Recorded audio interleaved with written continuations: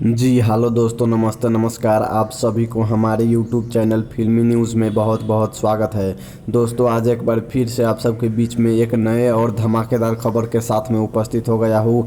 जैसे कि आप सबको बता दूं कि भोजपुरी के जुबली स्टार दिनेश लाल यादव निरहुआ जी की फिल्म जान ले बुका का ट्रेलर आ गया है। जी हाँ दोस्तों, जान ले बुका फिल्म का ट्रेलर रिलीज हो चुका है, जिसमें कि जुबली स्टार दिनेश लाल यादव निरहुआ जी और अक्षरा सिंह जी की जोड़ी नजर आ रही है। जान लेबू का फिल्म एक लव स्टोरी एक्शन कॉमेडी से भरपूर फिल्म है और इसका ट्रेलर बहुत ही धांसू ट्रेलर है। व्यूज़ की बात की जाए तो मात्र 2 घंटे में 2 लाख से अधिक लोगों ने इस ट्रेलर का प्यार आशीर्वाद दिया है। तो दोस्तों, आप सब भी अगर इस फिल्म का ट्रेलर देखना चाहते हैं तो यस आर के म्यूजिक ऑफिशियल यूट्यूब चैनल पर जाकर देख सकते हैं।